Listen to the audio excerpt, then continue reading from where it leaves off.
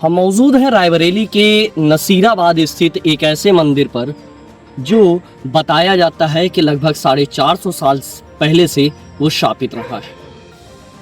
और आज हम लोग यहाँ पर इसलिए मौजूद हैं क्योंकि आज यहाँ पर इतने वर्षों बाद त्रिशूल स्थापना की गई है। हमारे साथ यहाँ पर ज़्यादा जानकारी के लिए मौजूद हैं अभिषेक राय जी। उनसे बातचीत करने का प्रयास करूंगा, जानूंगा आखिरकार इस मंदिर की स्थापना की गई, इसकी क्या मान्यताएं हैं, उन मान्यताओं पर प्रकाश डालेंगे और इस स्टोरी के बाद कुछ और स्टोरीज आपको हम दिखाने का प्रयास करेंगे जो बताएंगे आखिरकार इसके इतिहास में क्या क्या चीज़ें रहस्यमय तरीके से छुपी हुई हैं। इस मंदिर की हर दीवार, हर पत्थर एक कहानी कहता है। वो कहानी जो सदियों से रहस्य के अंधेरे में दबी है। यहाँ पर एक अवधूत अघोराचार्य ने अपनी अघोर शक्तियों का अभिमंत्रण कर एक त्रिशूल स्थापित करवाया है जो सामान्य नहीं, यह सिर्फ एक धातु का टुकड़ा नहीं बल्कि एक शक्तिशाली ऊर्जा का स्रोत है। मंदिर के गर्भगृह में हर समय एक ऊर्जा महसूस होती है जिन्हें श्रद्धालु दैवीय शक्तियों व अघोर शक्तियों का जागरण मानते हैं। यह सिर्फ एक मंदिर नहीं बल्कि एक ऐसा स्थान है जहां आध्यात्मिक शक्तियों, तांत्रिक साधना और गहरे रहस्यों का संगम होता है।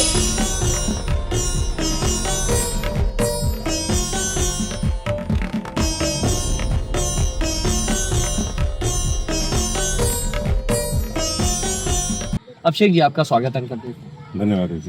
अभिषेक जी, आज क्या कार्यक्रम किया गया और क्या उद्देश्य है उसका? देखिए, आप जिस प्रांगण में उपस्थित हैं, ये प्रांगण जो है ये हमारे पूर्वज यहाँ पे लगभग 1237 में आए थे जी। और इस समय हम जहाँ पर हैं ये एक अघोर परंपरा से लगभग 13-14 पीढ़ी पूर्व मंदिर की स्थापना हुई थी। और इसकी स्थापना या तो कीनाराम बाबा जी ने स्वयं कराई थी या बागंबरी मठ के उस समय के पीठाधीश्वर थे आपके बर्फानी बाबा जी, उन्होंने करवाई थी, जिसका अभी बेसिकली उनको अभी पता करना बाकी है। ठीक है।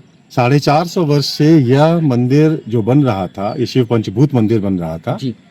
और यहाँ पर जिस अवस्था में आप देख रहे हैं इसी अवस्था में आके रुक गया, क्योंकि ये कहा जाता है, हमारे परिवार में एक किदवंती भी है कि उस समय हमारे जो पूर्वज थे जो इसको बना रहे थे, यहाँ पे कोई अघोरी महात्मा आके रुके और इत्तेफाक से उनका जो है उन पर ध्यान नहीं गया।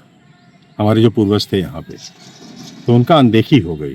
उसी से कुपित होकर उन्होंने श्राप दिया था कि जब हमारा ही मंदिर बनवा रहे हो और हम ही पर ध्यान नहीं है तो ये मंदिर कभी पूरा नहीं होगा। अब ये इत्तेफाक भी है कि लगभग 13-14 पीढ़ी से हमारे हर पीढ़ी में जिन पूर्वजों ने इस मंदिर को निर्माण कराने का प्रयास किया, उनकी मृत्यु हुई। अभिषेक जी, एक सवाल ये उठता है कि जैसा कि आपने बताया कि मृत्यु हो, उसको लेकर आपके परिवार की तरफ से भी कुछ कहा गया होगा? हाँ, 2020 की बात है, सर्दियों की।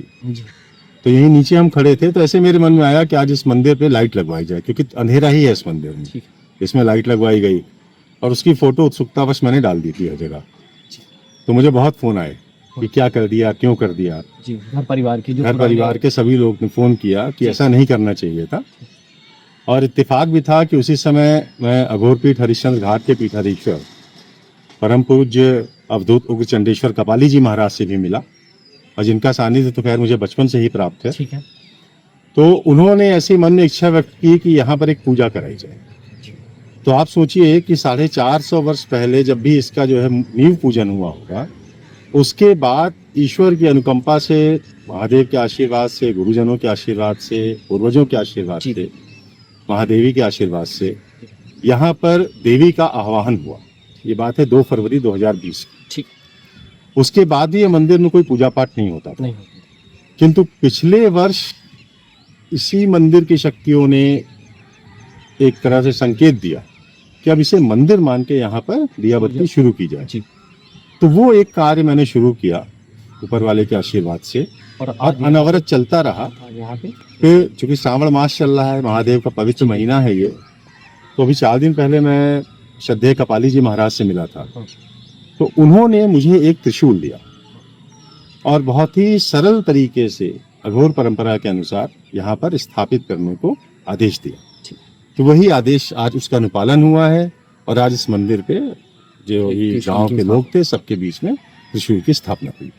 तो ये थे हमारे साथ अभिषेक राय जी। आपको और तस्वीरें मैं इस परिसर की दिखाना चाहूँगा। ये परिसर यहाँ पर जो राय साहब नसीराबाद, ये जो आवास है उनके आवास के नाम से जाना जाता है। ये परिसर आप देख सकते हैं, ये काफ़ी कुछ ऐसे जो नज़ारे हैं जिस पे आप दूर दूर तक अगर आप देखेंगे तो ऐसे पुराने समय के बने हुए इमारतें हैं जो हालांकि अब खंडहर की तरह प्रतीत हो रही हैं, पर उन्हीं चीज़ों में ये मंदिर भी था जिस मंदिर पर आज त्रिशूल की स्थापना की गई है। पूजा अर्चना करके उसको यहाँ पे स्थापित किया गया है। एक संकल्प यहाँ के लोगों का ये देखने को मिला है कि इस मंदिर को पूर्ण रूप से इसको बनाया जाए, इसका जीर्णोद्धार किया जाए। और इस मंदिर की स्थापना के लिए आप अगर इस मंदिर आना चाहते हैं, दर्शन करना चाहते हैं, तो आपको नसीराबाद आना पड़ेगा। और उसकी जानकारी आपको यहाँ के लोगों से अगर आप पूछेंगे तो आपको राय साहब नसीराबाद के आवास का जो एड्रेस है वो बताएंगे। और उसी आवास पर, उसी परिसर में मंदिर स्थापित हो रहा है और इसको लेकर लोगों में काफ़ी उत्साह भी देखने को मिल रहा है। अखिल श्रीवास्तव, न्यूज़, रायबरेली।